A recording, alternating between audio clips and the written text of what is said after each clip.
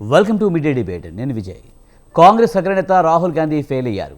ప్రియాంక గాంధీకి పగ్గాలు అప్పచెప్పాలంటూ హస్తం పార్టీలో డిమాండ్ ఊపందుకుంది. రాహుల్ తరచూ విదేశాలకు వెళ్లడం, పార్టీకి సమయం ఇవ్వకపోవడం వల్ల పార్టీ సీనియర్ నాయకత్వం అసంతృప్తిగా ఉన్నారని, వారు ప్రియాంక గాంధీని తెర మీదకు తేవాలనుకుంటున్నారనే ప్రచారం జరుగుతుంది. దీనిపై కాంగ్రెస్ ఎంపీ ఇమ్రాన్ మసూద్ స్పందిస్తూ, ప్రియాంక గాంధీని ప్రధానమంత్రి చేస్తే ఇందిరాగాంధీలాగా శక్తివంతమైన నేతగా పరిపాలిస్తారని అన్నారు. ఇక ప్రియాంక గాంధీ పెద్ద పదవికి అర్హురాలని రాబర్ట్ వాద్రా అనడం రాజకీయ వర్గాల్లో కాకరేపుతుంది. ఇదే అంశంపై వాటి బిగ్ టాక్లో చర్చిద్దాం.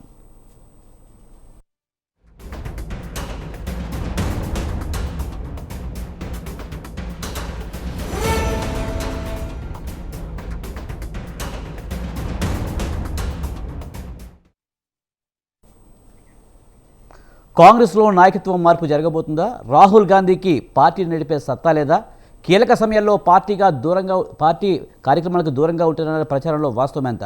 ప్రియాంక గాంధీ నాయకత్వ బాధ్యతలు అప్పగించే అవకాశం కనిపిస్తుందా?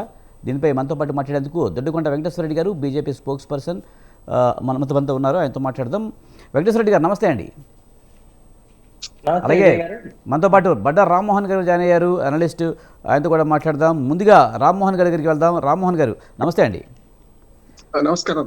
ప్రియాంక గాంధీని ప్రధానమంత్రి చేయాలి అన్న ఆలోచనతో కాంగ్రెస్ పెద్దలు ఉన్నట్టుగా తెలుస్తుంది.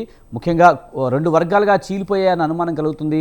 ముఖ్యంగా రాహుల్ గాంధీకి పార్టీ నడిపించే సత్తా లేదు. చాలా కీలక సమయాల్లో విదేశాలు పర్యటనలు చేయడం, ఇక్కడ పార్టీని గాలి కుదిలేశారనే ఆరోపణలు చేయడాన్ని ఎలా చూడాలి? జే మీకు అట్లాగే స్వాతంత్ర ప్రేక్షకుల నమస్కారం. రెండు విషయాలు గమనించారు. ఆటగాళ్ళు మారితే లాభం లేదు, ఆట నియమాలు మారుతాయి. ప్రియాంక గాంధీ, రాహుల్ గాంధీ, సోనియా గాంధీ ఆ సమస్య కాదు. వీళ్ళు ఏం మాట్లాడుతున్నారు, ఏం చేస్తున్నారు దాన్ని బట్టి ప్రజలు ఆదరిస్తారంటారు. నేను ప్రియాంక గాంధీ ఒక మంచి యువ నాయకురాలు. అట్లాగే ఇప్పటి వరకు కాంగ్రెస్ పార్టీకి తురుపు ముక్కగా ఎప్పుడో తీసుకొస్తారనే ఆలోచన ఉన్నా కూడా చాలా సార్లు ఉత్తరప్రదేశ్ లో ఆమెను ప్రయోగించి వేలైంది కాంగ్రెస్ పార్టీ. దానికి కారణం ప్రియాంక గాంధీ కాదు, వారు అవలంబిస్తున్న విధానాలు. ఇంకా గాంధీ కుటుంబం మొత్తం పార్టీ మీద పట్టు సాధించడం సరిగ్గా లేకపోవడం. ముఖ్యంగా సోనియా గాంధీ 19 ఏళ్లు కాంగ్రెస్ పార్టీ అధ్యక్షురాలుగా ఉన్నారు.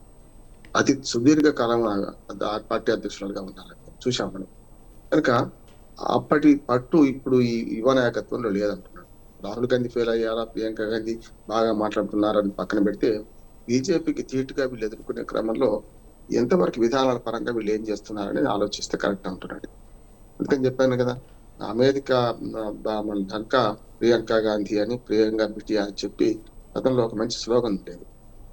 ఉత్తరప్రదేశ్ లో చాలా సార్లు ప్రయోగం చేశారు ఆమెను. కానీ ఏమైంది, ఉత్తరప్రదేశ్ లో చాలా ఫెయిల్ అయింది. ఒక రకంగా చెప్పారంటే గత 3 సార్లుగా ఇప్పటి వరకు బీజేపీ అధికారంలోకి వస్తుంది. ఒక రకంగా యువ నాయకురాలు అని. 56 ఏళ్ళు అంటే నా ఉద్దేశం అంటే 50 ఏళ్ళు అనేది రాజకీయాల్లో ప్రారంభ వయసు. కాకపోతే నెహ్రూ గారు చనిపోవడం వల్ల మధ్యన లాల్ బహదూర్ శాస్త్రి వచ్చి, ఇందిరాగాంధీ గారు చిన్న వయసులోనే మన సమాచార శాఖ ప్రసార మంత్రిగా ఉండడం, తర్వాత ప్రధానమంత్రి కావడం అవన్నీ అయినాయి. కానీ ఒక ప్రసంగంతోనో, పార్లమెంట్ లో ఒక విన్యాసంతోనో మొత్తం రాజకీయ నాయకులు లేదు కదా. మొట్టమొదటిసారికి ఆమె పదవి వచ్చింది. ఇప్పటి వరకు వివక్ష ఏంటంటే, నేను కొంతవరకు ప్రియాంక గాంధీ పక్షపాతిని కూడా. ఎందుకంటే ప్రియాంక గాంధీ గారు ఇప్పటి వరకు ఆమెను అన్నిట్లో తురుపుముక్కగా వాడుకునే ప్రయత్నం చేశారు. ఇందిరాగాంధీ రూపురేఖలు ఉన్నాయని చెప్పి, కానీ విధానపరంగా ఆమెకు పార్టీలో ఎంతవరకు పగ్గాలు అప్పచెప్పారు, ప్రియాంకకు ఎంతవరకు పార్టీలో ప్రియారిటీ ఇచ్చారంటే శూన్యమని చెప్పొచ్చు. అసలు భారత రాజకీయాల్లో చూసుకుంటే విజయ్ గారు, ఎప్పుడు కూడా మహిళల పట్ల వివక్ష కొనసాగుతూనే ఉన్నాయి. చూడండి, అన్నా చెల్లెలున్నా, అక్క తమ్ముడున్నా, ఎక్కడ చూడండి మన రాజకీయాల వారసత్వం చూసుకుంటే, మనం కింది నుంచి మనకు డిఎంకే చూడండి, అది కనిమొలి, మనకు స్టాలిన్, అట్లానే మనకు జగన్మోహన్ రెడ్డి, షర్మిల, కేటీఆర్, అట్లాగే కవిత, అట్లా చూడండి మీరు మొత్తం చూడండి ఎక్కడైనా సరే. అంతెందుకు మన దాకా ఉత్తరప్రదేశ్, మన బీహార్ లో కూడా చూసుకుంటే మనకు తేజస్వి యాదవ్, ఆయన అక్క చెల్లెలు చూసాం కదా. లాల్ ప్రసాద్ యాదవ్ వారసులుగా మాకెందుకు ఉండొద్దు అని కొట్లాడే సందర్భం చూసినాం. ఇక్కడ కూడా అంతే. అటు ప్రియాంక గాంధీ, రాహుల్ అంటే రాహుల్నే ఫోకస్ చేసింది కదా ఆ పార్టీ. అంటే ఖచ్చితంగా మహిళా వివక్ష కొనసాగుతుంది. కొన్నిసార్లు వారసత్వంగా ఆడవాళ్ళు వస్తున్నారు, కాదంటలేను. మరి దిక్కు లేకపోతే వస్తున్నారు. ఉదాహరణకు శరద్ పవార్ కు కూతురు ఒక్కతే ఉన్నది, సుప్రియ సూలే, ఆమెను మాత్రం తీసుకొచ్చారు. అందుకని ఏమంటున్నానంటే, రాజకీయాలలో ఈ వివక్ష కొనసాగినంత కాలం ఆడవాళ్లకు అవకాశాలు వారసత్వంగా కూడా వస్తలేవన్న కారణం. చాలా వరకు భర్త చనిపోతే భార్య, మనకు మన తల్లి చనిపోతే బిడ్డ ఇట్లా వచ్చిన సందర్భాలు ఉన్నా కూడా చాలా వరకు ఏంటంటే వారసత్వంగా ఎవరైనా చనిపోతే తప్ప తీసుకురావడం లేదు. చూసాను ఇందిరాగాంధీ గారు కూడా ఒక రకంగా అట్లాగే వచ్చారు. అంటే ఆమె సామర్థ్యం నిరూపించుకున్నారు. బ్రహ్మాండంగా ఒక ఉక్కు మహిళగా మనకు భారతదేశాన్ని పాలించారు. ఇప్పుడు కూడా ప్రియాంక గాంధీ వస్తుందంటే ప్రియాంక గాంధీ వచ్చి ఈ కాంగ్రెస్ పార్టీ డొల్ల విధానాలను ఎట్లా బాగు చేస్తా అంటున్నాను. అంటే బీజేపీని ఎదుర్కోవాలంటే చాలా విధానాలు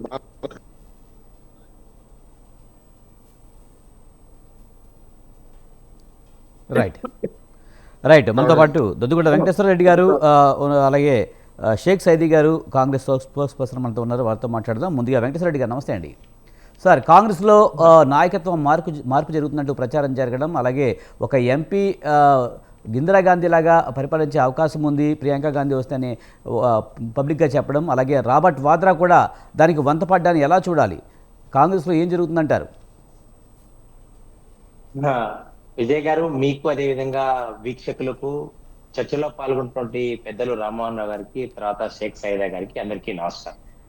అయితే ఇది ఇది ఇది భారతీయ జనతా పార్టీగా చెప్పదలుచుకున్నది ఏంటంటే, ఇది కాంగ్రెస్ పార్టీ యొక్క అంతర్గత వ్యవహారం. వారు రాహుల్ గాంధీ ఉంటారా, తర్వాత ప్రియాంక గాంధీ గారు ఉంటారా, మరి సోనియా గాంధీ వస్తారా, ఎవరు ఉంటారనేది భారతీయ జనతా పార్టీకి అవసరం. అయితే ఈ దేశంలో ఒక బాధ్యత కలిగిన రాజకీయ పార్టీగా దేశంలో ప్రజాస్వామ్యము, మిగతా ప్రతిపక్షాలు, రాజకీయాలు మాట్లాడుతున్నప్పుడు ఖచ్చితంగా మాట్లాడాల్సి వస్తుంది.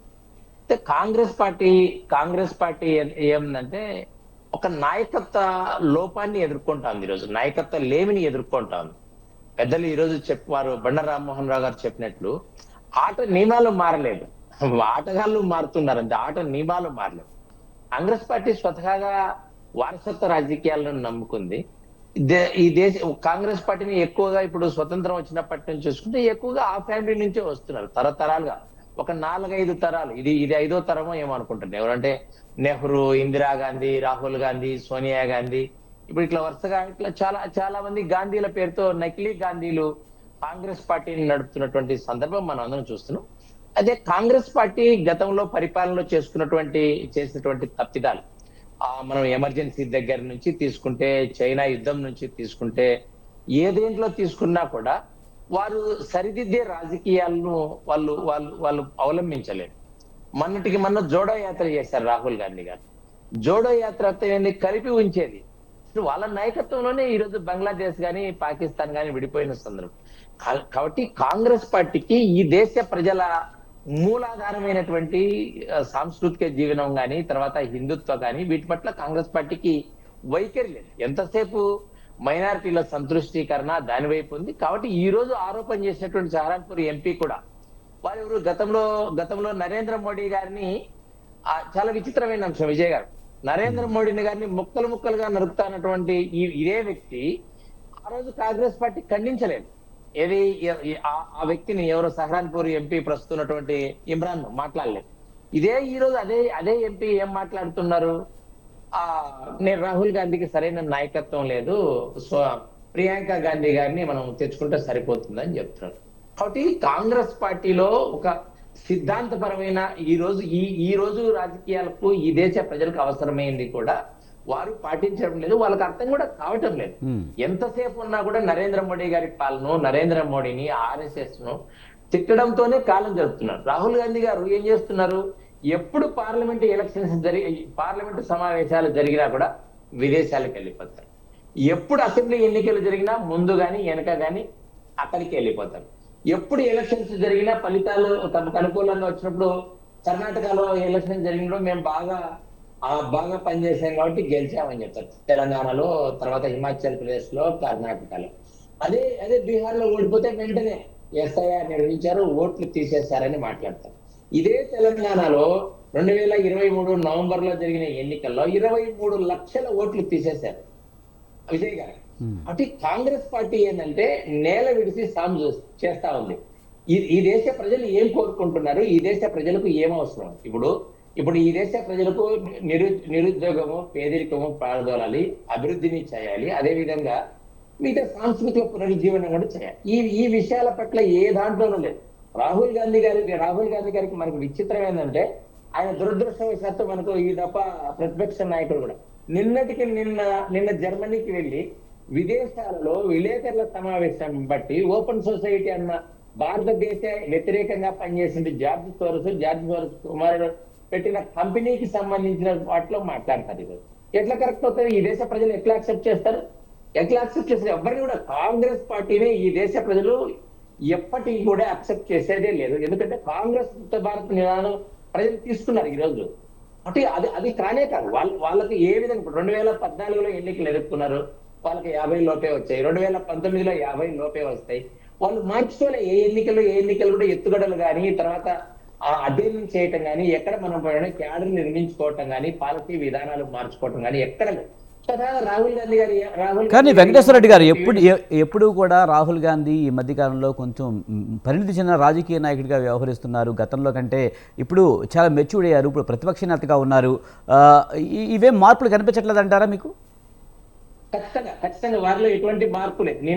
నిన్నటికి నిన్న జర్మనీలో పెట్టిన ప్రెస్ మీట్ లో ఆయన మాట్లాడిన SIR కి వ్యతిరేకంగా, బీహార్ ఎన్నికలు మాట్లాడినగా, భారతదేశంలో ప్రజాస్వామ్యం, అదేవిధంగా ఎన్నికల సంస్కరణలు, ఎన్నికల కమిషన్ల గురించి వారు మాట్లాడే తీవ్ర అభ్యంతరకరం. అంటే ఇప్పుడు బీజేపీకి లేకపోతే బీజేపీ తీసుకొస్తున్న సంస్కరణలకి వ్యతిరేకంగా మాట్లాడితే వాళ్ళలో మెచ్యూరిటీ లేదనుకోవాలా? అది కానే కాదు. మీ భారతీయ జనతా పార్టీ చర్చకి ఎప్పుడు సిద్ధంగానే ఉంది. భారతీయ జనతా పార్టీ అమిత్ షా గారు ఎన్నికలకు సంబంధించి, ఎన్నికల సంస్కరణ గురించి, SIR గురించి పార్లమెంట్ లో చర్చ పెట్టినప్పుడు కాంగ్రెస్ పార్టీ వాకౌట్ చేసింది. దీన్ని కాంగ్రెస్ పార్టీ వినాల్సిందే. మాట్లాడే చర్చకు అవకాశం ఇచ్చింది.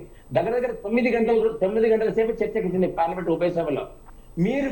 మేమేం మాట్లాడుతున్నాం అంటే విజయ్ గారు, కాంగ్రెస్ పార్టీ కానీ వారి అగ్రనాయకత్వాన్ని కానీ, మీరు ఉదాహరణకు మల్లికార్జున ఖార్గే నిన్న కర్ణాటక రాష్ట్రంలో జరిగినటువంటి వాళ్ళ స్థానిక నాయకత్వం మార్పిడి గురించి మాట్లాడాల్సి వస్తే నేను హైకమాండ్ తో చర్చిస్తాను. హైకమాండ్ ఎవరు? ఈయన అధ్యక్షుడు కదా. ఇంకా ఆ పార్టీలో ప్రజాస్వామ్యం ఏముంది చెప్పండి?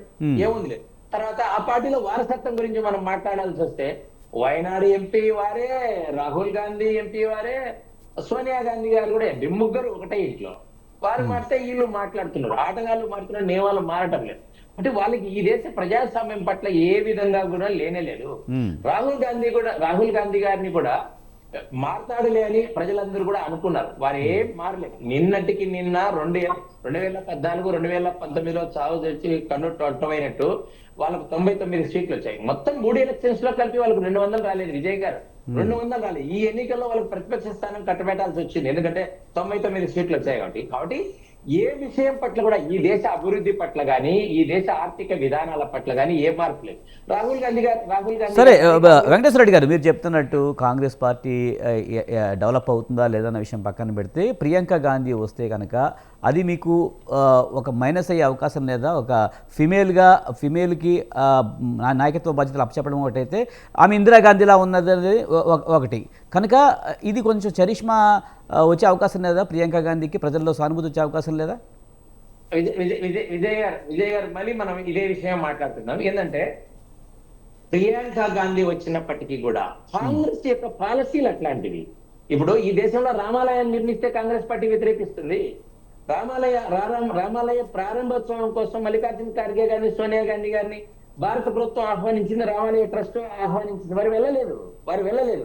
అంటే తన సందేశం ఏంటండి? ఈ దేశంలో మైనారిటీల సంతృష్టీకరణ, దాన్ని ఒక మత ప్రాతిపదికనే సభ. శ్రీరామచంద్రుడు ఈ దేశం యొక్క ప్రజలందరూ ఆరాధ్య దైవం. దాన్ని కాదనుకుంటున్నారు వాళ్ళు. వారికి ఏ విషయంలో ఉంది చెప్పండి? ఏ విషయంలో? రాజస్థాన్ ఎన్నికల్లో రాహుల్ గాంధీ వెళ్ళారు. అక్కడ గుడిలో అర్చన చేసే సందర్భంలో వారి కులము గోత్రం అడిగారు. వారు ఏం చెప్పారు? బ్రాహ్మణనే చెప్పారు. మరి మిగతా విషయాలకు వచ్చి కానీ వెంకటేశ్వర రెడ్డి గారు, ప్రధానంగా చూస్తే కనుక ఈ మనం ఆలోచించాల్సింది ఏంటి? ఈ అయోధ్యకి ప్రారంభోత్సవానికి రాకపోతే దీనికి ప్రజా సమస్యలకి ఏమైనా సంబంధం ఉందా? అది వ్యక్తిగత విషయం. వాళ్ళు పిలిచారు, వీళ్ళు రాలేదు. కానీ ఇక్కడ మాట్లాడాల్సింది పార్లమెంట్లో కానీ, రాజకీయ నాయకులు మాట్లాడాల్సింది ప్రజా సమస్యల మీద స్పందించాలి. కానీ వాళ్ళు ఇక్కడ అయోధ్యకి రాలేదు కనుక వీళ్ళు దేశానికి వ్యతిరేకమని ఎలా చెప్తారు? విజయ్ గారు ఇది కానే కాదు. ఎందుకంటే మెజారిటీ ప్రజలైనటువంటి ఈ దేశంలోని హిందువులకు సంబంధించిన విషయాలకు వచ్చినప్పటికూ కాంగ్రెస్ పార్టీ, రాహుల్ గాంధీ ప్రియాంక గాంధీ గారు కూడా అందరినీ విమర్శిస్తున్నారు. వారు దాన్ని వ్యతిరేకిస్తున్నారు. దాన్నే భారతీయ జనతా పార్టీ, ఈ దేశంలోని మెజారిటీ ప్రజలు హిందువులైన మాలాంటి వారు కూడా వ్యతిరేకిస్తున్నారు కాంగ్రెస్ పార్టీ యొక్క వైఖరిని. దేవుడిని నమ్మడం నమ్మకపోవడం అనేది వేరు, ఈ పాలిటిక్స్ వేరు. పాలిటిక్స్ కంప్లీట్లీ వేరు. దీన్ని ఎలా కలుపుతారు మీరు? మీరు ఈ విషయాన్ని మీరు ఆ విధంగా అనుకున్నారు. ఇంకొక విషయం చెప్తాను మీకు. చెప్పండి, పాలస్తీనా ఇజ్రాయెల్ విషయానికి వస్తే, పాలస్తీనా అక్టోబర్ 17లో 1700 మందిని ఊచకోత కోసింది. ఇజ్రాయెల్ దాని మీద దాడి చేసింది రక్షణాత్మక ధోరణితో. అదే ప్రియాంక గాంధీ గారు బ్యాగ్ వేసుకొని వస్తారు, ఏది పాలస్తీనాను సమర్థిస్తున్నట్లు. మరి వారి వైఖరి ఏంది? కాంగ్రెస్ పార్టీ వైఖరి ఏంది? వ్యక్తిగతంగా రాహుల్ గాంధీ గారు కానీ, ప్రియాంక గాంధీ గారు కానీ, వారి మొత్తం కాంగ్రెస్ పార్టీ కానీ ఈ దేశ ప్రజలను వ్యతిరేకించే విధానాల్లో తలమునకలు అయ్యారు తప్ప ఇంకొకటి కానే కాదు. విజయ్ గారు, కాంగ్రెస్ పార్టీ ముందు నుంచి ఇదే విధానాన్ని కొనసాగిస్తా ఉంది. ఎందుకంటే దాంట్లోనే లోపం ఉంది. కాంగ్రెస్ పార్టీ ఎదగకపోవడానికి, ఈ దేశంలో పార్టీ సింగిల్ లార్జెస్ట్ పార్టీ రాకపోవడానికి కూడా కారణం అదే. లోపాలు అక్కడ ఉన్నాయనే భారతీయ జనతా పార్టీ గుర్తు చేస్తా ఉంది. మాకేమి ఇబ్బంది లేదు. ఖచ్చితంగా మా బాధ అంతా ఏంటంటే కాంగ్రెస్ పార్టీ యొక్క వైఖరి ఈ దేశంలోని మెజారిటీ ప్రజల పట్ల అలానే. ఇప్పుడు ఈ రోజు ఇమ్రాన్ అహ్మద్ కూడా మాట్లాడిన సందర్భం ఏంది? బంగ్లాదేశ్ లోని హిందువులను ఊచకోత కోస్తున్న సందర్భంలో అదే ప్రియాంక గాంధీ గారి నాయకత్వంలో అయితే ఇందిరాగాంధీ గారి మనవరాలు ఈ దేశాన్ని రక్షిస్తుందన్న విధంగా మాట్లాడుతున్నారు. ఎట్లా కరెక్ట్ అవుతుంది? కాంగ్రెస్ పార్టీకే వైఖరి లేదు, కాంగ్రెస్ పార్టీకే ఒక విధానం అంటూ లేదు. కాబట్టి దానిలోని వ్యక్తులు ఏం చేయగలుగుతారు చెప్పండి? దాని సిద్ధాంతమే అట్లా ఉంది.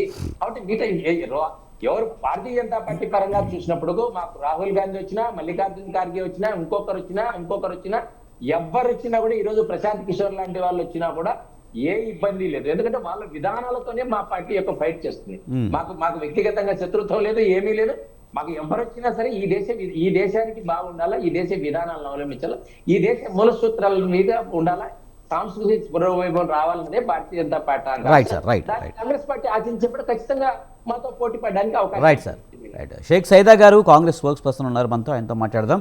సైదా గారు నమస్తే అండి. మీరేమంటారు? ముఖ్యంగా ప్రియాంక గాంధీని ప్రధానమంత్రి చేస్తే శక్తివంతమైన ఇందిరాగాంధీ లాగానే పరిపాలించే అవకాశం ఉందంటూ కూడా ఎంపీ ఇమ్రాన్ మసూద్ అంటాం, దానికి రాబర్ట్ వాద్రా వంతపడ్డాన్ని మీరు ఎలా చూస్తారు?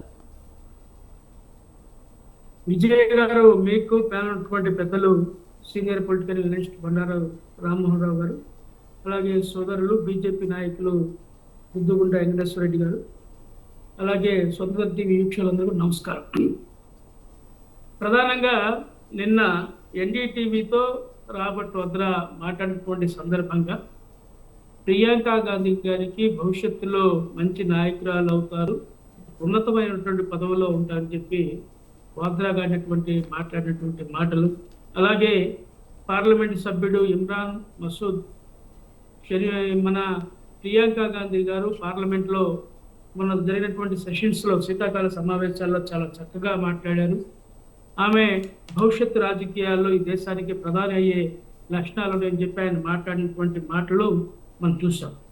ఇది వాస్తవంగా ఇది కాంగ్రెస్ పార్టీ మా అంతర్గత విషయం. ఎందుకంటే సోదరులు వెంకటేశ్వర రెడ్డి గారు చెప్పినట్టుగా ఆ మాట వరకు కరెక్ట్గా మాట్లాడాడు. సో అంతర్గత విషయాలు. ఎందుకంటే బీజేపీ వాళ్ళు మొన్న వర్కింగ్ ప్రెసిడెంట్ని పెట్టుకున్నారు. ఆల్రెడీ ఒక ప్రెసిడెంట్ ఉన్నారు నడ్డా గారు, మరి ఆయన ఉన్నప్పుడే మళ్ళీ తీసుకొచ్చి ఇంకొక ప్రెసిడెంట్ని పెట్టుకున్నారు. అది వాళ్ళ పార్టీ విషయం, మేమేం మాట్లాడలేదు. కానీ ఎందుకు వీళ్ళు రాహుల్ గాంధీ గారిని చూస్తే భయపడుతున్నారు ఇప్పటికీ అర్థం కాదు.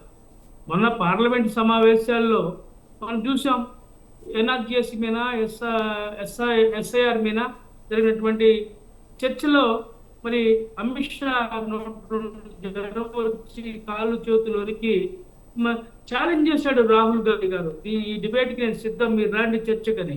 మరి పార్లమెంట్ నుంచి పారిపోయినటువంటి బీజేపీ వాళ్ళు మా గురించి మాట్లాడతారు, రాహుల్ గాంధీ గారిని తక్కువ చేసి మాట్లాడతారు, కాంగ్రెస్ పార్టీని తక్కువ చేసి మాట్లాడతారు. ఈయన మాట్లాడుతూ ఉంటే దెయ్యాల వేదాలు వలిచినట్లుంది. ఇప్పుడు కాంగ్రెస్ పార్టీ ఏం చేసిందో ఈ 140 సంవత్సరాల చరిత్ర కలిగినటువంటి కాంగ్రెస్ పార్టీ 55 సంవత్సరాల పాటు దేశాన్ని పరిపాలించింది, రాష్ట్రాన్ని పరిపాలించింది, ఎన్నో ప్రాజెక్టులు నిర్మించింది.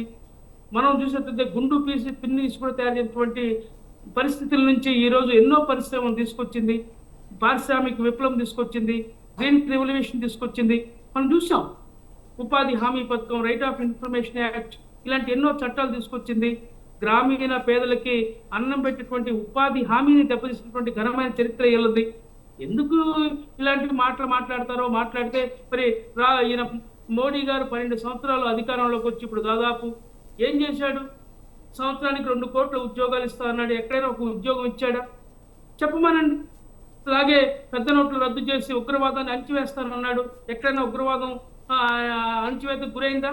ఈ 12 సంవత్సరాల కాలంలో ఎన్ని ఉగ్రవాద దాడులు జరిగాయో ఒకసారి లెక్కలు తీయండి. మరి మనం చూసాం, సింధూరు పేరుతో పెద్ద నాటకం అయ్యాడు. వాళ్ళందరినీ తుదముట్టిస్తాను, పాకిస్తాన్ని అల్లాడిస్తానని చెప్పాడు, తుదముట్టిస్తానన్నాడు, యుద్ధం సృష్టిస్తానన్నాడు. ఎక్కడ బడే భాయ్ ఆయన ట్రంప్ మాటని యుద్ధాన్ని నిర్మించాడు. ఇల్లు ప్రజాస్వామ్యాన్ని, దేశభక్తిని గురించి మాట్లాడితే కులం, మతం చెప్పి, లేకపోతే రాముడి పేరు చెప్పి, దేవుడి పేరు చెప్పి ఈ దేశ ప్రజల్ని మోసం చేయడం తప్ప ఈ యొక్క 12 సంవత్సరాల కాలంలో ఈ దేశానికి పనికొచ్చేటువంటి ఒక కార్యక్రమం చేశామని చెప్పనండి. ఒక్క సంస్కరణ. సైదా గారు ఇప్పుడు ప్రధానంగా మీ పార్టీకి సంబంధించిన ఎంపీ ఇమ్రాన్ మసూద్ కానీ, లేకపోతే ప్రియాంక భర్త రాబర్ట్ వాద్రా కానీ ఈ నాయకత్వ మార్పు గురించి మాట్లాడడం జరిగింది. మరి దీనికి సంబంధించి పార్టీలో ఏమన్నా అంతర్గత విభేదాలు ఉన్నాయా, లేకపోతే 2 వర్గాలుగా ఏమన్నా చీలాయా? దాని గురించి చెప్పండి. ఇప్పుడు విజయ్ గారు, కాంగ్రెస్ పార్టీలో ప్రజాస్వామ్యయుతమైనటువంటి పార్టీ, నియంతృత్వ పార్టీ కాదు. ప్రజాస్వామ్యంగా అంతర్గత ప్రజాస్వామ్యం ఎక్కువ. ఎవరు అభిప్రాయాలు వాళ్ళు చెప్తారు, అది వాస్తవం. ఎందుకంటే ఇప్పుడు రాహుల్ గాంధీ గారు ఉంటారా, ప్రియాంక గాంధీ గారు ఉంటారా అనేది ఇప్పుడు కాదు కదా చర్చ. ఈరోజు లోక్సభ ప్రతిపక్ష నాయకుడిగా ఎల్ఓపిగా రాహుల్ గాంధీ ఉన్నారు. ఖార్గే గారు ఈ జాతీయ అధ్యక్షుడిగా కాంగ్రెస్ పార్టీ కొనసాగుతా ఉన్నారు. అలాగే సోనియా గాంధీ గారు ఉన్నారు రాజ్యసభలో నాయకురాలిగా. ఇప్పుడు వీళ్ళ పాత్ర పోషిస్తూ ఉన్నారు. వయనాడ్ ఎంపీగా మన ప్రియాంక గాంధీ గారు ఆమె పాత్ర పోషిస్తూ ఉంది. పార్లమెంట్లో మరి ధీటుగా ప్రతిపక్షాలను ఎదుర్కొని మాట్లాడుతూ ఉంది. ఇప్పుడు కాదు కదా ఇవన్నీ చర్చ. ఇది మాకొక కాంగ్రెస్ పార్టీ వర్కింగ్ కమిటీ ఉంది. మరి దీని చర్చ జరుగుతాయి. 2029 ఎన్నికల తర్వాత ఎవరు ప్రధానమంత్రి ఏందా అనేది అప్పుడు చర్చ. ఈ రోజు రాహుల్ గాంధీని తక్కువ చేసి మాట్లాడినటువంటి దురుద్దేశంతో కానీ ఒకటే సైదా గారు, ఇప్పుడు ఇమ్రాన్ మసూద్ కానీ లేకపోతే రాబర్ట్ వాద్రా కానీ, అంటే వీళ్ళు రాహుల్ గాంధీ ప్రాధాన్యాన్ని తగ్గించాలనుకుంటున్నారా? ఎందుకంటే ఇప్పుడు బీజేపీ తగ్గిస్తుందా లేదనేది ప్రత్యర్థి పార్టీగా ఖచ్చితంగా తగ్గించాలని చూస్తుంది. కానీ పార్టీలో ఉండి ప్రియాంక గాంధీని లేపుతున్నారంటే ఇది ఒక ప్రణాళికబద్ధంగా జరుగుతున్నట్టుగా అనిపించట్లేదా?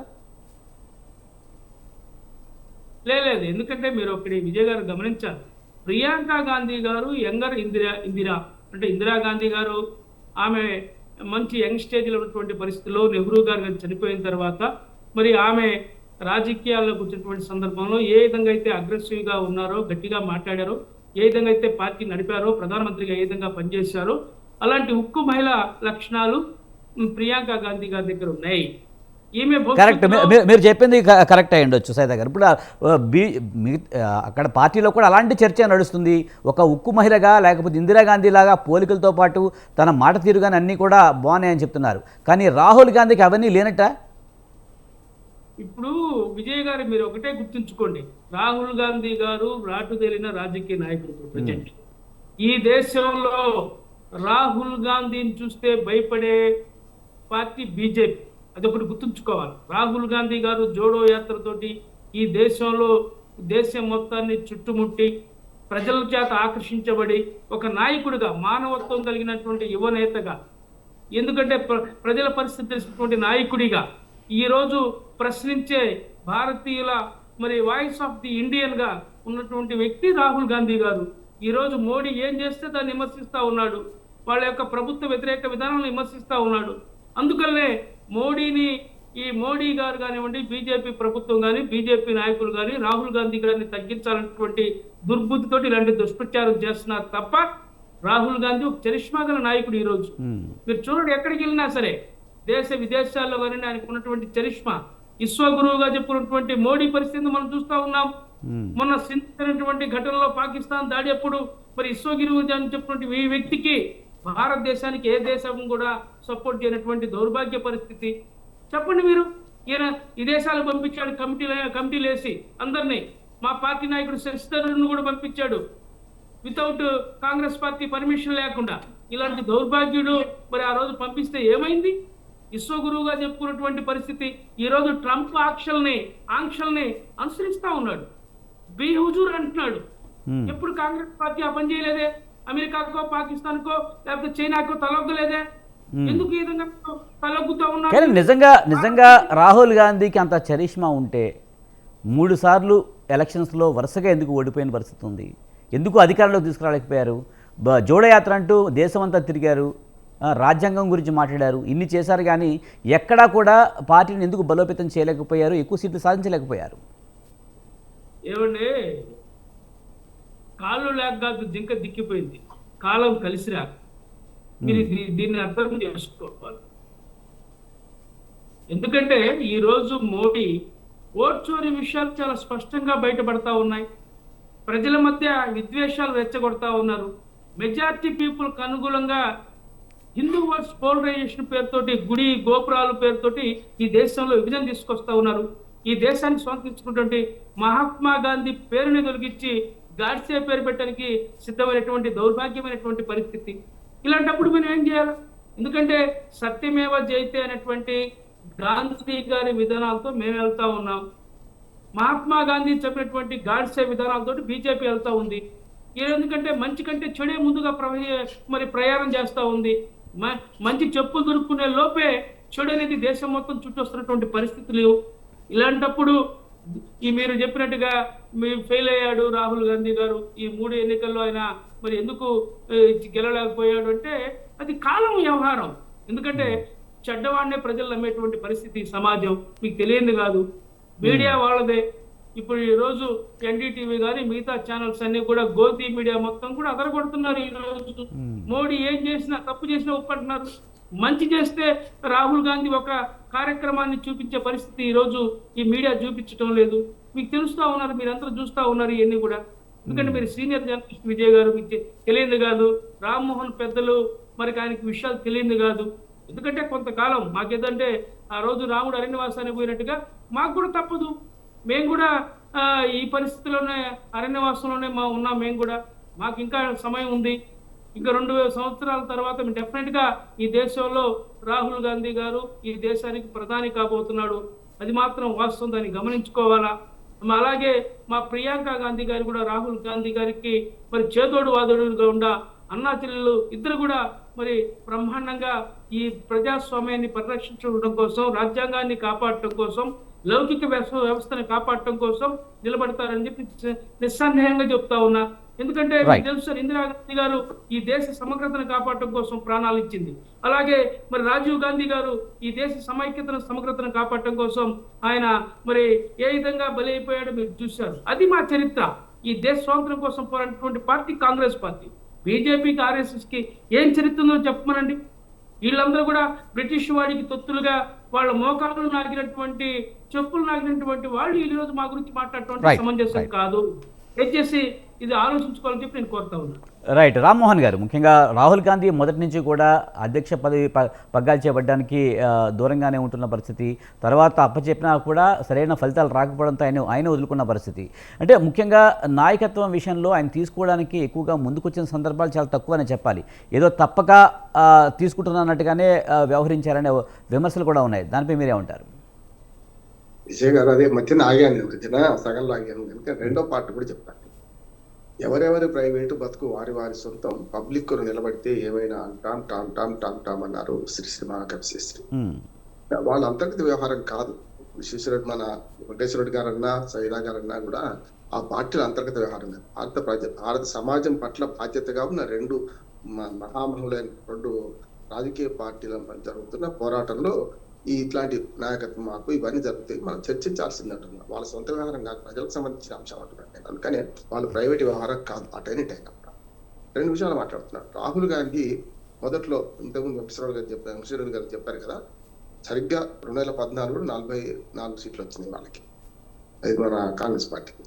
44 నుంచి 52కి వచ్చారు 2019 వచ్చాక. కానీ మొన్న పెరుగుతున్నారా తరుగుతున్నారా అర్థం చేసుకోండి.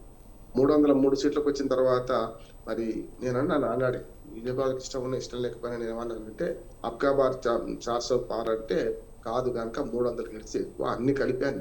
ఏం జరిగింది? 294 వచ్చింది, 92 వచ్చింది, అన్ని కలిపి అంటే శిఖరాగ్రానికి చేరుకున్నాక పతనమే ఉంటుంది అని చెప్పారు. చాలా పెద్ద ఎత్తున మాట్లాడారు. నేను అప్పుడు కూడా స్పష్టంగా చెప్పిన, శిఖరాగ్రానికి చేరుకుని హిమాలయం తాల్లో ఎవరెస్ట్ శిఖరం కానీ పెద్ద శిఖరం లేదు ప్రపంచంలోనే. అక్కడికి ఎక్కారు మీరు 303 అంటే ఏ కింద పడ్డే ఉంటుంది.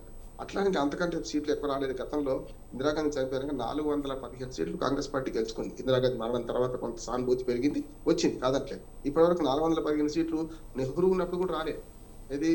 ఇదే మనకు ఇప్పుడు రాజీవ్ గాంధీ ఉన్నప్పుడు 415 సీట్లు వచ్చింది. కొన్ని పార్టీలు ప్రభావం పెరుగుతుంది, మళ్ళీ పోతుంది కాదట్లేదు. ఇక్కడికి వచ్చేవరకల్లా ఇక్కడ ఏమంటే ఇక్కడ ఆట నియమాలు ఎందుకన్నానంటే విధానపరంగా కాంగ్రెస్ పార్టీ ఎదుగుతుందా లేదా దాన్ని బట్టి ప్రజలు ఆదరిస్తారు అంటున్నారు. ఇప్పుడు 99కి వచ్చారు కదా, మరి 44 నుంచి అయితే 52 తర్వాత 99కి వచ్చారు. పెరుగుతున్నారా తగ్గుతున్నారా?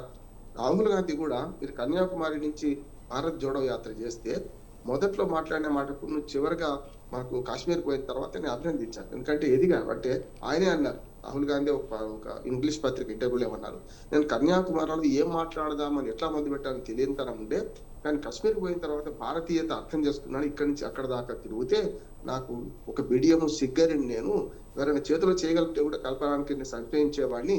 అటువంటిది ప్రజలతో మమేకమైతే నాకు విషయాలు తెలిసినాయి అన్నారు. ఇందిరాగాంధీకి ఆ బేస్ లైన్ ఉన్నది, రాహుల్ గాంధీకి లేదు. తెలిసింది కదా మనకు.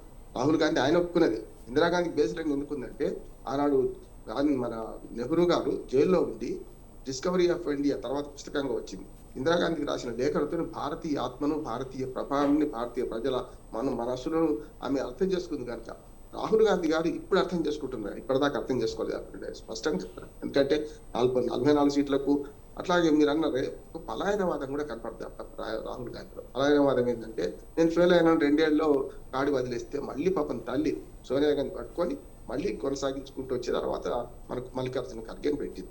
ఎప్పుడు కూడా ఓటమిని అంగీకరించాలి, ఆ ఓటమి నుంచే గెలుపు కోసం ప్రయత్నం చేయాలి. రాహుల్ గాంధీ దగ్గర లోపం కనపడింది. మనకు ప్రియాంక గాంధీ దగ్గర ఏం కనపడుతుంది? మనకు ప్రియాంక గాంధీ దగ్గర కొంచెం ఆయన కంటే దురదృష్టంగా కనపడుతుంది కనుక వాళ్ళ ఎంపీ గారు గతంలో మీరు అన్నట్టు పార్టీలో రకరకాలుగా మాట్లాడారు. అంతేందుకు నెహ్రూ కుటుంబాన్ని, గాంధీ కుటుంబాన్ని వ్యతిరేకించిన చాలా మంది నాయకులు బయటకు ఉన్న వాళ్ళు మళ్ళీ లోపలికి వచ్చిన సందర్భాలు చూసినాం కదా, మద్దతు ఇస్తున్న సందర్భాలు చూస్తున్నాం కదా. సోనియా గాంధీ విదేశీ రాయాలని చెప్పి పిఎన్ సంగ్మ, శరద్ పవార్ గారు బయటే ఉన్నారు ఇప్పుడు. కానీ ఇప్పుడు మళ్ళీ ఏం చేస్తున్నారు? ఇదే పార్టీకి సహకరిస్తా అంటారు. ఇదే పార్టీకి వాళ్ళు ఇంటి కుటుంబంలో ఉన్నారు, చూస్తున్నాము. కనుక ఇక్కడ ఉద్దేశం ఏంటంటే ఈ 3 సార్లు ఓడిపోవడానికి కారణాలు ఏంటంటే ప్రత్యేకంగా సరైన విధానాలు అవలంబించకుండా పార్టీ పోతుంది అంటున్నారు. ప్రజలు ఎప్పుడు ఆదరిస్తున్నారు, మీరు ఎదుగుతున్నా కొద్ది ఆదరిస్తున్నారు. 99 సీట్లు ఎట్లా వచ్చినాయి అంటే విధానాల పరంగా కానీ నిజంగానే బీజేపీకి ధీటుగా వీళ్ళు ఎదుగుతున్నారని గెలిపించారు కదా. ఈ ఎదిగే క్రమంలో విధానాల లోపం కాంగ్రెస్ పార్టీలో స్పష్టంగా కనపడుతుంది. విధానాల లోపం ఎట్లా చెప్తాను? ఈ ద్వంద్వ విధానాలు 2 పార్టీలు అంటున్నారు. కొన్ని విధానాల విషయానికి వస్తే, కొన్ని పాలసీస్ విషయానికి వస్తే కాంగ్రెస్ పార్టీ ఒకనాడు ఒప్పుకున్నదని బీజేపీ వ్యతిరేకించింది, బీజేపీ ఒప్పుకున్నదని కాంగ్రెస్ పార్టీ వ్యతిరేకించింది. ఇది కాదు కావాల్సింది. ఇప్పుడు ఏం జరుగుతుంది? మోడీ గారికి గొప్పనా, రాహుల్ గాంధీ గొప్పనా మాట్లాడడం కాదు, విధానాలు చెప్తాను. ఇది మనకు ఆధార్ కార్డు తెస్తా అని ఎవరున్నారు? కాంగ్రెస్ పార్టీ అదే వ్యతిరేకించింది. రైట్, బీజేపీ కదా అని నేను మళ్ళీ ఫోన్ బీజేపీ కదా. అట్లాగే జిఎస్టీ తెస్తా అన్నది కాంగ్రెస్ పార్టీ, వ్యతిరేకించింది ఎవరు? బీజేపీ కదా. జిఎస్టీ పనికిరాదన్నారు కానీ బీజేపీ మళ్ళీ తెచ్చింది. అట్లానే చాలా విధాలు చెప్తున్నాను. రైతు చట్టాలు తెస్తా అనేది ఎవరు? కాంగ్రెస్ పార్టీ. మేనిఫెస్టో 2019లో పెట్టింది కానీ బీజేపీ తెస్తే వ్యతిరేకించింది. ఈ ద్వంద్వ విధానాల వల్ల కాంగ్రెస్ పార్టీ పోతుంది అంటున్నాను. మీరే మనకు ఆధార్ కార్డు తెచ్చారు, మీరే జిఎస్టీ తెస్తున్నారు, మీరే వ్యవసాయ కొత్త చట్టాలు తెస్తారు. ఆ 3 చట్టాలు తెస్తానని కాంగ్రెస్ పార్టీ మీరు మేనిఫెస్టో వెనక తిరగండి. నేనేమో ఈ ద్వంద్వ విధానాల వల్ల ఈ పార్టీలు ఒకరికి ఆరోపణలు చేసుకుంటున్నారు అంటున్నాను. నేను రాహుల్ గాంధీ విషయంలో బయట విదేశాలకు పోయి ఇట్లాంటి ప్రచారం చేయొద్దు, స్పష్టంగా ఇక్కడనే కొట్లాడదాం, మన భారతీయత ఇక్కడ భారతదేశంలో కొట్లాడదాం అంటున్నాడు. విదేశాలకు పోయి మన భారతదేశాన్ని అవమానించడం తప్ప. అక్కడ జరుగుతుంది ఏంటంటే నేను కురుక్షేత్రం మన మహాభారతం ఉదాహరణ చెప్తాను. మహాభారతంలో ధర్మరాజు అంటాడు, మనం 100 మంది కౌరవులు, 5 పాండవులు, వేరు మనతో 100 విభేదం వస్తే మనం కొట్లాడుకుందాం. కానీ ఎవరైనా మన మీదకి వచ్చినప్పుడు మనందరం 105 మంది అన్నారు. కర్నూలు లెక్కలు తీసుకోలేదు. కర్నూలు అందులో ఉన్నాడు అప్పటికి తెలియదు కనుక చెప్తున్నాడు. అంటే మనం 105 కావాలంటున్నాం. భారతదేశం విషయానికి వస్తే బయట దేశాలకు వ్యవహారం వచ్చినప్పుడు అది జరుగుతలేదు. రెండోది విదేశీ వ్యవహారాలు కూడా ఇంతకు వెంకటేశ్వర గారు అన్నారు కదా, విదేశీ వ్యవహారాల్లో కూడా ద్వంద్వ విధానం వద్దు. పాలస్తీన్ మనం మద్దతు చేసిన వాళ్ళం గతంలో. యాసర్ అరాఫాత్ ఇక్కడికి వచ్చిండు, మనకు గతంలో ఇందిరాగాంధీ అప్పుడు కానీ, తర్వాత రాజీవ్ గాంధీ అప్పుడు కానీ వచ్చిండు, మాట్లాడినాం కదా. కనుక విదేశాంగ వ్యవహారాలు వస్తే నెహ్రూ గారు ఏదైతే మొదలు పెట్టిండ్రో ఇప్పటికి కూడా మన విదేశాంగ విధానం వాజ్పేయి గారు వాడిన మోడీ గారు వచ్చిన అంతే కదా, వీళ్ళిద్దరే కదా ప్రధానంగా, అంతకుముందు జనతా ప్రభుత్వం కొద్ది రోజులే ఉన్నాయి. కానీ భారతీయ విదేశాంగ విధానంలో పెద్ద మార్పు రాలే. అది గొప్పతనం అంట, నేను చెప్పిన మాట కాదు. ఇమ్రాన్ ఖాన్ మన పాకిస్తాన్ మాజీ ప్రధాని, ఇప్పుడు పాపం చీకటి గదుల్లో మగ్గిపోతున్నాడు. ఆయన ఏమన్నాడంటే భారతీయ విదేశాంగ విధానం నెహ్రూ నుంచి ఇప్పటిదాకా మోడీ వరకు మారకపోవడం వల్ల దేశం ప్రతిష్ట నిలబడి గెలుస్తుంది అంటున్నాడు. అందుకని మన ప్రతిష్టను ప్రపంచమంతా విశ్వసిస్తుంటే, ప్రపంచమంతా ఉంటుంటే మోడీని వ్యతిరేకిద్దాం. మోడీ తప్పుడు విధానాలు ఏమంటే ఇక్కడ వ్యతిరేకిద్దాం. కానీ ప్రపంచంలో మన భారతదేశాన్ని తక్కువ చేయొద్దని నా విజ్ఞప్తి. కాంగ్రెస్ వాళ్ళకి నా విజ్ఞప్తి ఏంటంటే బయట దేశాలకు పోయినప్పుడు అంతర్గత వ్యవహారం మాట్లాడొద్దు. ఇక రెండో చెప్తున్నాడు, ఎప్పుడు ఆడలేక మధ్యలో ఓడమంటున్నారు. ప్రజలు ఆదరిస్తున్నారు మిమ్మల్ని, కానీ మీరు పట్టుకుంటే విధానాలు తప్పుడు విధానాలు మాట్లాడుతున్నారు అంటూ కాంగ్రెస్ పార్టీని అంటున్నారు. ప్రియాంక గాంధీ వస్తే ఏమవుతుంది ఏంటంటే ఈ విధానం తర్వాత ప్రియాంక గాంధీ గారు మళ్ళీ సోనియా గాంధీ గారు మళ్ళీ వచ్చినా కాదంటున్నారు. విధానాలు తప్పుడు నేను చెప్తాను. ఒకటి, ఆడలేక మధ్యలో ఓడన్నట్టు. మొన్నటి దాకా మీ ఓటమికి కారణం ఏమిటి అని తెలుసుకుంటే ఓటమికి కారణం ఇది కాదు, సాంకేతిక కారణాలు చూపెడుతున్నారు. కాలం కలిసి వచ్చేది ఏముండదు సైదా గారు. నా ఉద్దేశం అంటే ప్రజల మనసును చూరకుంటే ప్రజలు ఖచ్చితంగా ఆదరిస్తారంటే ఆదరించారు కూడా. నేను మాట చెప్తున్నాను సార్, ప్రజలు ఆదరించారు కూడా. 44 నుంచి 99 తీసుకొచ్చి వాళ్ళ ప్రధాన ప్రతిపక్ష నాయకుడు హోదా ఎట్లా ఇచ్చారు ప్రజలు? మీరు విధానాలను మార్చుకుంటే ఇచ్చారా, లేకపోతే విధానాలు అవే కొనసాగిస్తున్నారా? విధానాన్ని మార్చుకోలేదు అంటున్నాడు. ఆడలేక మధ్యలో కూడా ఎందుకు అంటున్నారంటే మొన్నటి దాకా ఈవీఎం మీద పడ్డారు. ఈవీఎం తెచ్చింది ఎవరు? కాంగ్రెస్ పార్టీ కాదా? 2000 నుంచి ఇప్పటిదాకా ఈవీఎంలు నడుస్తున్నాయి. మరి 2 సార్లు మీరు గెలిచారు కదా, 2004, 2014లో. ఈ 2 సార్లు గెలిచినప్పుడు ఇదే ఈవీఎంలు గెలిచారు కదా. ఈవీఎంల మీద గెలిచిన మీరే మోడీ గారు వరుసగా గెలుస్తుంటే మీరు వరుసగా చాలా సార్లు గెలిచిండు కదా. ఈవీఎం రాకముందు గెలిచారు, ఈవీఎం వచ్చినాక గెలిచారు కదా. మరి ఇప్పుడు ఎందుకు ఈవీఎం ఎందుకు ఆడుతున్నారు? ఇప్పుడు సుప్రీంకోర్టు గట్టిగా మద్దతిచ్చింది. ఏమనంటే సమస్య లేదు, మీరు అనుమానాల ప్రాతిపదిక మీరు ఇక్కడ రాకండి, మీ ఈవీఎంల మీద మోపకండి. ఈవీఎంలో రకరకాల వచ్చినాయి. నేను చెప్తున్నా కదా, ఆ పోలింగ్ బూత్ ఏజెంట్ నుంచి మొదలుకొని చీఫ్ ఎలక్షన్ ఏజెంట్ దాకా ఎంపీలకు ఎమ్మెల్యేలకు ఒక అడ్వకేట్ గా పనిచేశారు. ఒక్క మాట చెప్తాను సార్, దీన్ని పూర్తిగా, ఎందుకంటే ఇక్కడ ఈ కీలకమైన అంశం అంటున్నాడు. ఇప్పుడు కాంగ్రెస్ పార్టీ నమ్ముకుంటుంది ఏంటంటే ఈ విధానాల మీద సరైన విధానం అంటే భారతదేశానికి ఏది అవసరము, బీజేపీని కార్నర్ చేయాలంటే బీజేపీని ఎట్లా కార్నర్ చేయాలి విడిచిపెట్టి వీళ్ళు ఏం చేస్తున్నారు, సాంకేతిక అంశాల మీద పెడుతున్నారు. మొన్నటి దాకానేమో ఈవీఎంలో అంటారు, ఈవీఎంలో ఫెయిల్ అయిపోయింది, ఈవీఎంల కథ అయిపోయింది. ఇప్పుడు ఓటు చోరీ అంటున్నారు. ఓటు చోరీ ఇంకా దుర్మార్గమైన విషయం అంటున్నాడు. వాళ్ళు రాజ్యాంగ వ్యవస్థలను హరణ చేస్తుంది, ఆనాడు చేశారు, ఈనాడు చేస్తున్నారు, కాదట్లేదు. ఒకనాడు సిబిఐకి ఇదే బీజేపీ ఏమన్నది, సిబిఐని ఏమన్నది, కాంగ్రెస్ బ్యూరో ఆఫ్ ఇన్వెస్టిగేషన్ అని వాడుకుంటున్నారు. ఆనాడు మీరు వాడుకున్నారు, కాంగ్రెస్ వాళ్ళు వాడుకున్నారు, ఈనాడు వీళ్ళు వాడుకుంటున్నారు, కాదంటలేదు. కానీ వ్యవస్థల వైఫల్యాన్ని, వ్యవస్థలను ఒకవైపు నెట్టుతూ వ్యవస్థల మీద పూర్తి దాడి చేస్తే ఏమవుతుందంటే ఇదే జరుగుతుంది. ప్రజలు ఆదరించాలంటున్నాను. నిజంగా నేను బ్యాలెట్ కావాలని అంటున్నాను, ఈవీఎం వద్దంటున్నారు, అయిపోయింది. ఇప్పుడు ఇంకో మాట వస్తున్నాను, ఇప్పుడు ఓటు చోరీ అనే మీద నడుస్తున్నారు. అటువంటి అప్పుడు ఒకసారి కొద్దిగా ఒక 2 విషయాలు మాట్లాడుతున్నాం. మొన్న కొంత ప్రిలిమినరీ వచ్చినాయి. బీహార్లోనేమో 65 లక్షల ఓట్లు తీసేశారు, 23 లక్షల ఓట్లు చేర్చారు. ఇక్కడికి వచ్చాక ఏమవుతుందంటే మొన్న 4 రాష్ట్రాలు విడుదలైన ఫలితాలు అంటే కొంతవరకు ఓటు చోరీలు, మన ఓట్ల తొలగింపు. గుజరాత్ లో కూడా 73,000 ఓట్లు పోయినాయి కదా. కానీ పశ్చిమ బెంగాల్ 55,000 ఓట్లు, 55 లక్షల ఓట్లే పోయింది. 73 లక్షల ఓట్లు గుజరాత్ లో పోతే 55 లక్షల ఓట్లు మాత్రమే మన పశ్చిమ బెంగాల్ పోయింది. అట్లాగే 93 లక్షల ఓట్లు తమిళనాడులో పోయింది. ఇంకా పోయినట్టు కాదు, మళ్ళీ 18 జనవరి దాకా టైం ఉన్నది. ఇక్కడ కూడా ఏమైందంటే ఓటు చోరీ అనే విషయం తీసుకొచ్చి ఇప్పుడు రాజ్యాంగ వ్యవస్థను అవమానించే ప్రయత్నం చేస్తున్నారు. ఈ రెండు కూడా డొల్లతనం కూరుకునేట్టు. ఒకనాడు ఈవీఎంల మీద పడ్డ తప్పే, ఇవాళ ఓటు చోరీ అనే పేరు మీద పడ్డ తప్పే అంటున్నాను. ఇంకొక మాట, బ్యాలెట్ ప్రకారం గెలిస్తే బాగుంటది అని అంటున్నారు కదా. మరి మొన్న తిరువనంతపురంలో బ్యాలెట్ ప్రకారం ఎన్నిక జరిగింది. అక్కడ బీజేపీ గెలిచింది బ్యాలెట్ ప్రకారం. ఈవీఎం అనేది చోరీ అందాం, కొద్దిసేపటికి మాట్లాడదాం అనుకుందాం. మరి కేరళలో ఎవరు గెలిచిండ్రు? అందుకని విధానాల పరంగా మారకుండా ప్రియాంకగా వచ్చినా, ఆమె తాత మళ్ళీ దిగి వచ్చినా కూడా సాధ్యం కాదంటున్నాడు. కాంగ్రెస్ పార్టీ 2 విధానాలు మార్చుకోవాలి. ఒకటి, భారతీయ ఆత్మ గ్రామాల్లో ఉందన్న. గ్రామాల్లో ఇప్పటికే కాంగ్రెస్ పార్టీ మంచి పలుకుబడుతుంది. మా పెదనాన్న 93 ఏళ్ళు చనిపోయారు. ఆయన నాకు కూడా ఓటేది. నేను లోక్సత్తా తరఫున నేను పోటీ చేస్తే నాకు కూడా కాంగ్రెస్ పార్టీకి వచ్చాను. ఇప్పటికి 18 నుంచి 20% ఓట్లు కాంగ్రెస్ పార్టీకి ఉన్నాయి విజయ్ గారు. వాటిని కాపాడుకోవడంలో విఫలమవుతుంది కాంగ్రెస్ పార్టీ అంటున్నాను. నాయకత్వం లేని సోనియా గాంధీ గారు నిజంగా చెప్పాలంటే ఒక త్యాగశీలి. ఖచ్చితంగా ఆమె విదేశీతో ప్రశ్నించింది కనుక, వాళ్ళ పార్టీ వాళ్ళే ప్రశ్నించింది కనుక ఆనాడు శ్రీరామచంద్రుడు మాట అంటున్నాడు.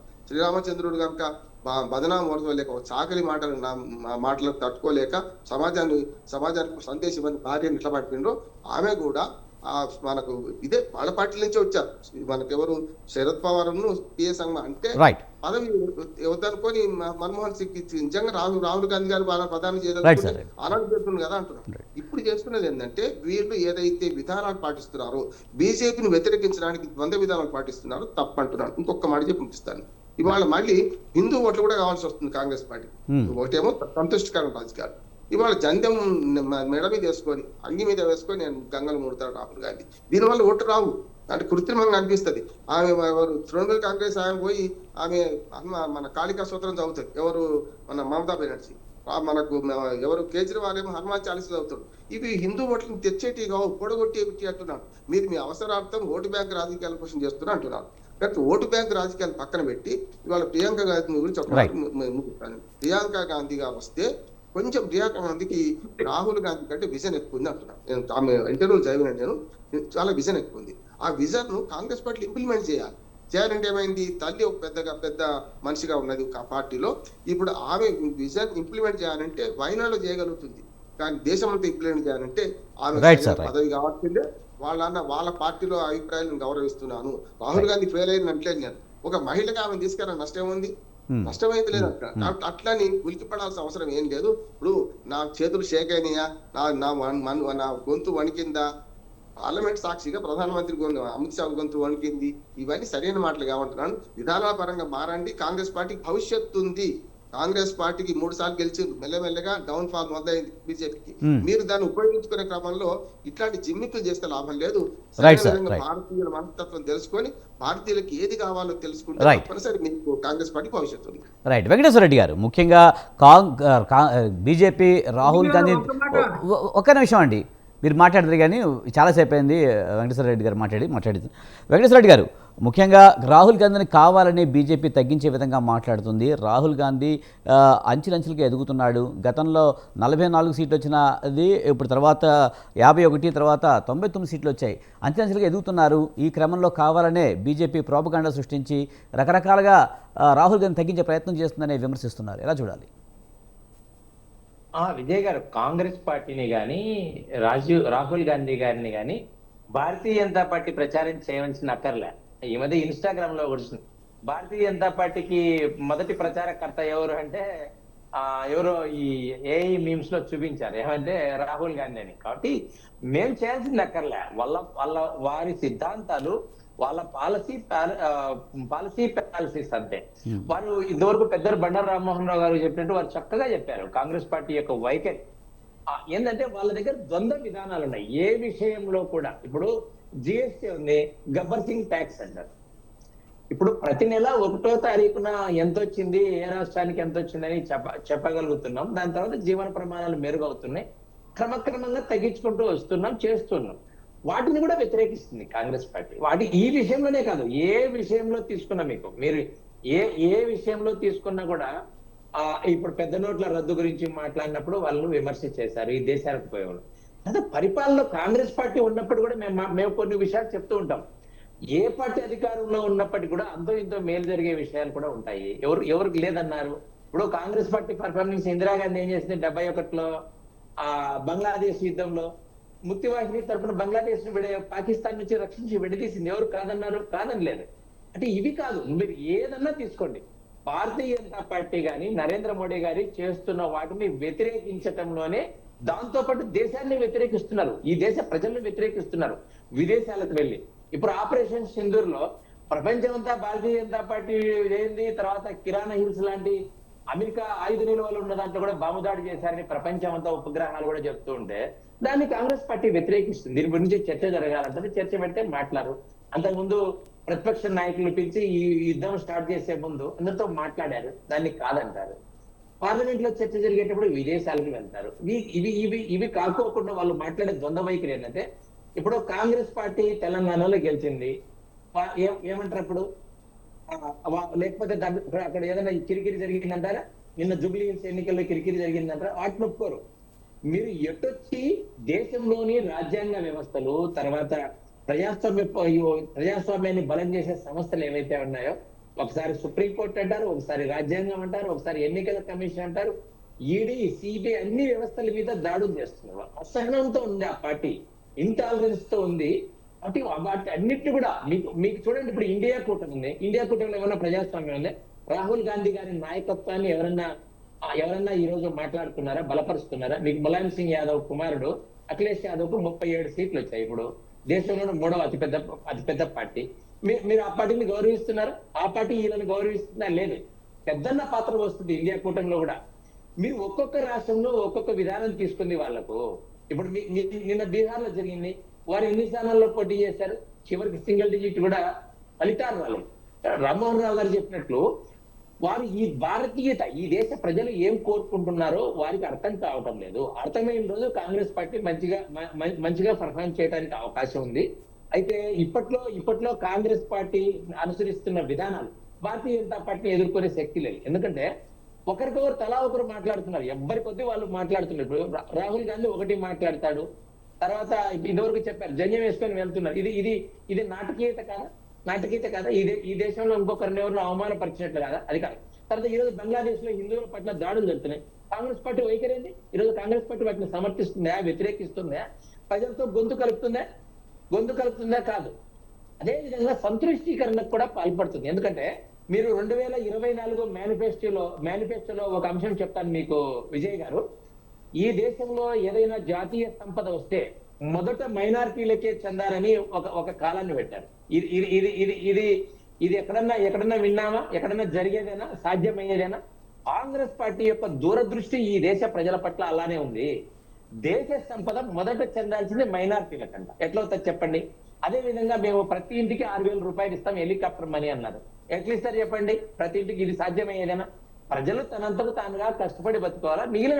మిగిలిన వ్యవస్థకని నిర్మాణానికి సంబంధించిన విషయాలు, ఇన్ఫ్రాస్ట్రక్చర్, తర్వాత విద్య, ఆరోగ్యము, ఇటువంటి విషయాల్లో ప్రభుత్వం సహాయం చేస్తుంది. కాబట్టి ఇంత మాత్రం కూడా లేకోకుండా ఈ విషయాలే కాకుండా చాలా విషయాల్లో వారు తప్పుదారి పట్టించే విధానాలు, తర్వాత వీరు ఆచరించే విధానాలు ఏంటివి? అంతా కమ్యూనిస్టు విధానాలే. వీళ్ళని వెనకుండి నడిపించేదంతా కమ్యూనిస్టు విధానాలే.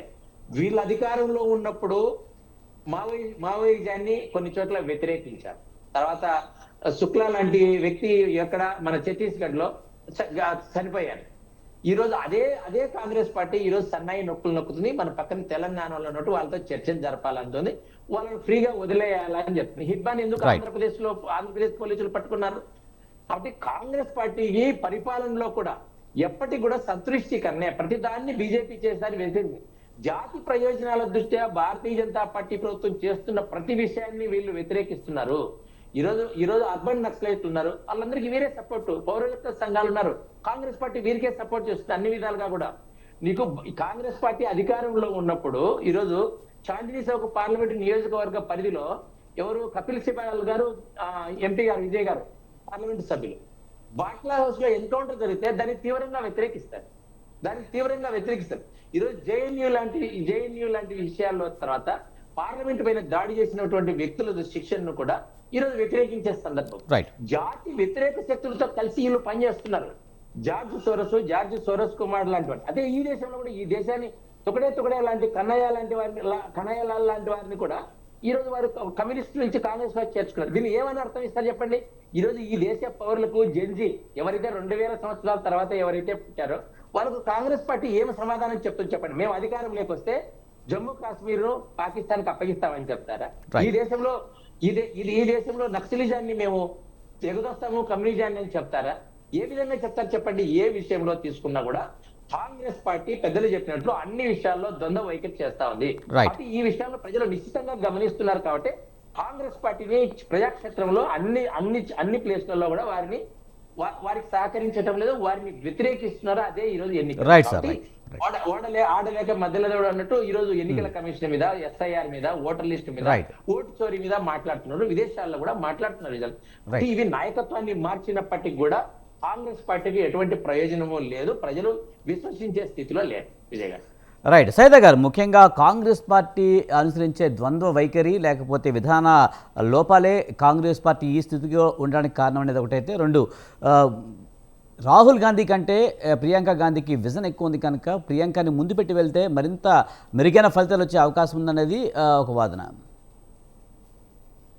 విజయ్ గారు, ముందుగా పెద్దలు political analyst, senior political analyst మన బండారు రామ్మోహన్ రావు గారు వన్ సైడ్ మాట్లాడాడు. ఇది సమంజసంగా. అది జనరలీ ఆయన ఒక పొలిటికల్ అనలిస్ట్గా కాంగ్రెస్ పార్టీ ద్వంద్వ నీతి అన్ని చెప్పుకొచ్చాడు.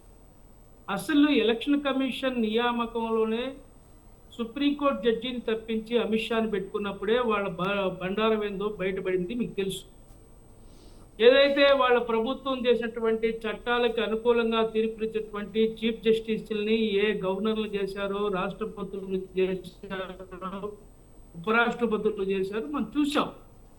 ఇంతకంటే నిస్సిగ్గుగా మరి ఆ సీనియర్ పొలిటికల్ జర్నలిస్ట్ ఈ 12 సంవత్సరాల మోడీ పాలన మీద ఆయన తీసుకొచ్చినటువంటి విధానాల మీద, ప్రజల యొక్క విధానాల మీద మాట్లాడితే బాగుందని చెప్పి నేను అభిప్రాయపడుతున్నా.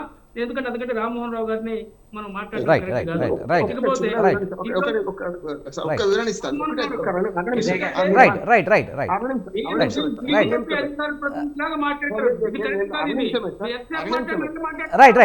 సైదా గారు ఆయన క్షమించాలి సైదా గారు, ఒకటి అర నిమిషం. నేనేమంటున్నానంటే మీరు అక్కడనే ఉన్నది పొరపాటు అంటున్నాను. ఎక్కడ అంటే ఎక్కడ కూడా సుప్రీంకోర్టు న్యాయమూర్తి తప్పించలేదు. లేదు లేదు సైదా గారు కాదు, సైదా గారు అక్కడ తప్పుదారి పడుతుంది. తప్పించలేదు. సుప్రీంకోర్టు న్యాయమూర్తి ఎప్పుడు కూడా ఎలక్షన్ కమిషన్ నియామకంలో లేడు, సిబిఐ డైరెక్టర్ నియామకంలో ఉన్నారు. కొంచెం తెలుసుకోండి. ఇదే ఇట్లాంటివి మాట్లాడుతున్నారు మీరు. అంటే ఏమంటున్నానంటే మీకు సపోర్ట్ ఇచ్చే విషయాలు కూడా మీరు అర్థం చేసుకోలేకపోతున్నారు. సైదా గారు రైట్, మీరే మాట్లాడండి. రైట్. చీఫ్ ఎలక్షన్ కమిషన్ నియామకంలో గతంలో ప్రధానమంత్రి, లోక్సభ ప్రతిపక్ష నాయకుడు, చీఫ్ జస్టిస్ ఆఫ్ సుప్రీంకోర్టు ఉంది. లేదు, ప్రతిపాదన పెట్టారు, ప్రతిపాదన పెట్టిండ్రు, కానీ లేదు, ఎప్పుడు లేదు. మీరు అన్నది అది తప్పుదారిపోతుంది. ఇప్పుడు ప్రజలకు నేను తప్పు చెప్పినట్టు ఏమంటున్నానంటే ఎప్పుడు లేరు. మీరు డైరెక్టర్ విషయంలో లేరు. అందుకని మీకు సపోర్ట్ విషయాలు కూడా మీరు అర్థం చేసుకుంటలేరు. సమస్య అక్కడ వస్తుంది. చీఫ్ ఎలక్షన్ కమిషన్ నియామకంలో ప్రధానమంత్రి గారు, అలాగే లోక్సభ ప్రతిపక్ష నేత, చీఫ్ జస్టిస్ ఆఫ్ సుప్రీంకోర్టు, వీళ్ళు ముగ్గురు ప్యానల్ మెంబర్స్ గా ఉంటారు. వాళ్ళ ఎన్నికలో వాళ్ళు ప్రధాన పాత్ర పోషిస్తారు. ఇప్పుడు చీఫ్ జస్టిస్ ని తొలగించి అమిత్ షా గారిని తీసుకొచ్చి పెట్టుకున్నారు. అక్కడే లోపం జరిగింది. రైట్, మీరు మళ్ళీ ఒకసారి పరిశీలించుకోండి. విజయ్ గారు, ఒకసారి బండారు రామ్మోహన్ రావు గారు అంటే మాకు గౌరవం. ఎందుకంటే ఆయన ఆలోచించుకోవాలా. ఒక్కసారిగా కాంగ్రెస్ ని ద్వంద్వ నీతి మేము చేసిన త్యాగాలు లేదు సైదా గారు కొన్ని విషయాలు కూడా చెప్పారండి. కొన్ని విషయాలు కూడా చెప్పారు. ఆధార్ కార్డు కాడి నుంచి లేదా రైతు చట్టాల దగ్గర నుంచి. లేదు సైదా గారు కొన్ని విషయాలు ఆయన ప్రస్తావించారు. ఆధార్ కార్డు గురించి మాట్లాడారు, అలాగే రైతు చట్టాల గురించి మాట్లాడారు. ఒక నిమిషం. మణిపూర్ మారణ హోమం జరిగితే మణిపూర్ దళితులు, క్రిస్టియన్లు, అలాగే ఎస్టీల మీద మారణహోమం జరిగి మహిళల్ని వివస్త్రం చేసి రోడ్డు మీద ఊరేగిస్తే పోయి చూడటానికి చేతగాని అసమర్థ ప్రధానమంత్రి ఆ విషయాన్ని ప్రస్తావించేందుకు విదేశాలకు పోయి ఆయన పర్యటన చేస్తాడు. బెంగళూరు ఎలక్షన్ లో పాల్గొంటున్నాడు. మరి ఆ గురించి మీరు అక్కడే వాళ్ళు భారతీయులు కాదా, వాళ్ళు హిందువులు కాదా? దానికి కారణం మీరు కాదా? రైట్ సైదా గారు ఇలాంటి విషయాల్లో రామ్మోహన్ గారు గతంలో స్పందించారు. రైట్ అంటే ఆయన ఏకపక్షంగా మాట్లాడారని నేను అనుకుంటలేదు, కానీ మనం అర్థం చేసుకోవడంలో కొంచెం అటు ఇటు అవుతుంది. సైదా గారు కంటిన్యూ చేయండి. ఆయన పొలిటికల్ అనలిస్ట్. రెండు పక్కల వాస్తవాలు మాట్లాడితే సంతోషపడతారు. ఒకేసారిగా కాంగ్రెస్ ని ద్వంద్వ నీతి అయ్యని మాట్లాడటం సమంజసం లేదు. ఖచ్చితంగా సైదా గారు మీరు ఒక విషయం గమనించాలి. రాహుల్ గాంధీ పరిణితి చెందాడు. గతంలో కంటే కూడా సీట్లు సాధించడంలో కీలక పాత్ర పోషించాడు. 2014 నుంచి చూసుకుంటే 44, తర్వాత ఎలక్షన్లో 51, 99 సీట్లు పెరుగుతూనే ఉన్నాయి. రాహుల్ గాంధీ నాయకత్వం బాగానే ఉందని కూడా చెప్పారు ఆయన. అట్లొకటి సార్ విజయ్ గారు, నేనేమంటా అంటే బీజేపీ వ్యతిరేకిస్తే అన్ని చెప్పిన నేను బీజేపీ బీజేపీ చేసిన విన్నాను సార్. మిమ్మల్ని రామ్మోహన్ గారు మీ డిబేట్ మొత్తం నేను క్లియర్ గా విన్నా. నేను మిమ్మల్ని అభిమానించే వ్యక్తిని దయచేసి అపార్థం చెప్పుకోవద్దు, ఇది కరెక్ట్ కాదు. ఎందుకంటే కొన్ని వేల మంది చూస్తుంటారు డిబేట్ లో.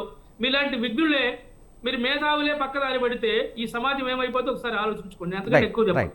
ఇకపోతే విజయ్ గారు, రాహుల్ గాంధీ గారు లేకపోతే ప్రియాంక గాంధీ గారు, సరే ఇది మా పార్టీ వ్యవహారం అని అన్నాడు. ఇందాక శ్రీశ్రీ గారి ఒక కొటేషన్ చెప్పాడు. సరే ఏది ఏమైనా సరే మేము ఈ దేశ స్వతంత్ర ఉద్యమంలో పాల్గొన్నటువంటి పార్టీ, గాంధీ కుటుంబం ఈ దేశం కోసం బలిదానాలు చేసినటువంటి కుటుంబం.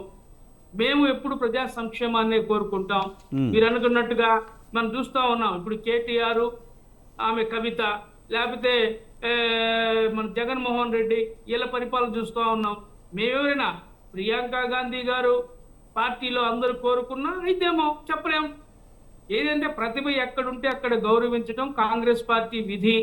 ఎవరైతే కమిట్మెంట్ తోటి ఈ పార్టీ నిర్మాణ విషయంలో కానివ్వండి, ఈ దేశాన్ని అభివృద్ధి చేయడంలో ఎవరైతే ముందుకు వస్తారో వాళ్ళందరూ, ఇప్పుడు రోజు మల్లికార్జున ఖార్గే గారు ఏఐసిసి అధ్యక్షుడిగా ఉన్నాడు.